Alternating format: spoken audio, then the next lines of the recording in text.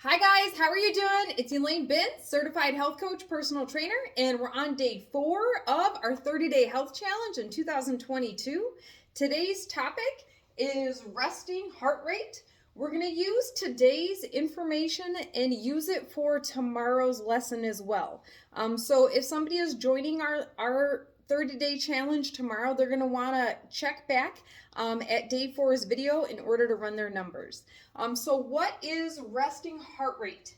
When your heart is at rest, when your body is at rest, that could be laying down, sitting, watching TV, maybe sitting at your computer if you're not consuming like a stimulant like caffeine, or if you're not under a lot of stress. So when your body is at rest.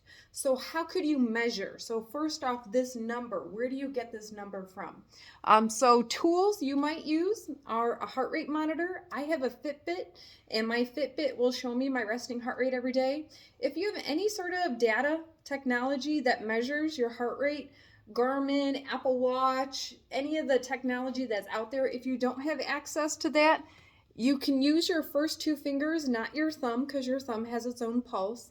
And if you go along the right side of your neck and you use your phone, or maybe a clock that has a seconds hand, once you find your pulse, if you keep track of, count how many times you feel your pulse for 10 seconds, multiply that number by 6. So if you don't have a heart rate monitor or access to your resting heart rate, you're also going to need a calculator in order to do this formula. Okay, so today we're going to measure my resting heart rate. So why is it important to have a healthy resting heart rate? Well, what is a healthy resting heart rate? It's about 80 beats per minute or less. Someone who is a long distance athlete, some sort of an endurance athlete, like I used to be a former long distance runner, my resting heart rate was about 45 beats per minute. So that is a lower resting heart rate number because I was a trained athlete. So my heart didn't have to work as hard at rest to pump all of the blood through my body in 1 minute.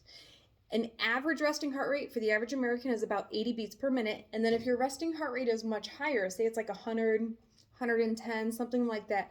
This is actually a test I do on clients when I first meet them.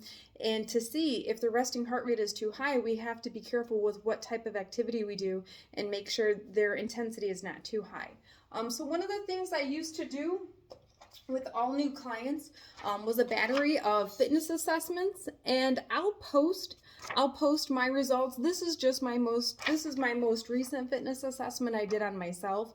So the data that you'll find on this are my numbers. But I've made that optional for clients now. I used to with one of the first few sessions with my personal training clients, I used to do this as their first session, but then I got a lot of feedback saying that people didn't want to know all those numbers at the beginning, so now that's optional. But the reason I bring it up is that's one of the tests I would do in the beginning to see what the person's resting heart rate is. So your heart doesn't have to work as hard if your resting heart rate is lower.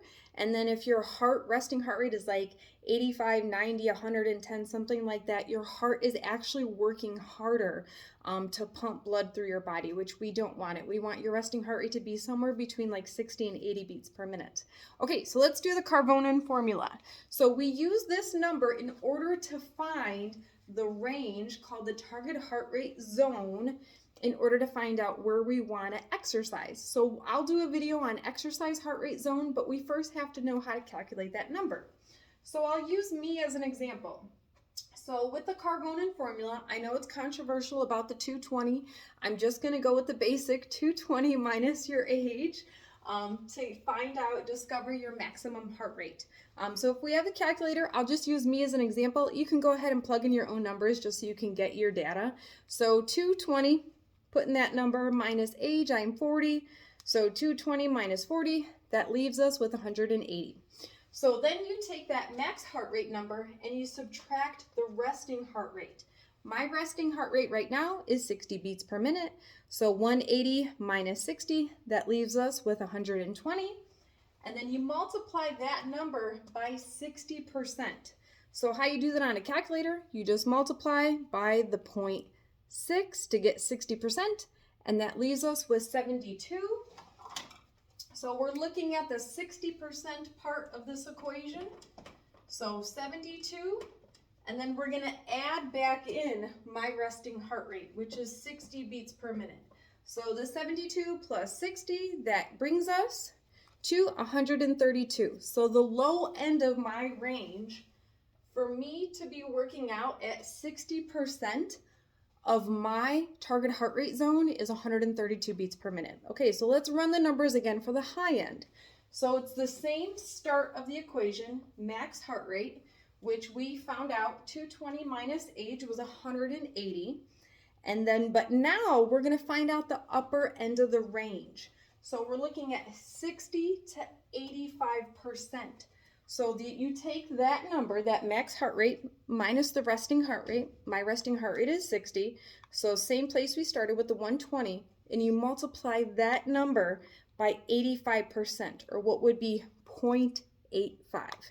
And then you end up getting 102 for me, and adding back in my resting heart rate, which is 60 beats per minute. So that brings me to 162, which is my high end. So my 85% is 162 beats per minute. So what we calculated today was my target heart rate zone based on my age and my resting heart rate. So those are the two things you're gonna need, and then some sort of a calculator. If your phone has a calculator, you can use that. So we'll use this information for tomorrow's topic, which is exercise heart rate, and I'm going to explain some things like target heart rate zone and an orange theory zone, things like that, so you can better understand that. So again, resting heart rate, things that increase your resting heart rate are stimulants like nicotine or coffee. Some medications will increase your heart rate. That's why when we start working together, I ask all my clients if they're taking any medications, because medications can definitely increase or decrease your heart rate. And then also, depending on your sleep. If you have an irregular sleep pattern or you don't get enough sleep, it can stress the heart a little bit more, and then it can elevate your resting heart rate. So I hope today was helpful, and I look forward to seeing you guys tomorrow. Again, it's Elaine Bintz, health coach, personal trainer, and today's topic was resting heart rate. Thanks, guys. Have a great day. Bye.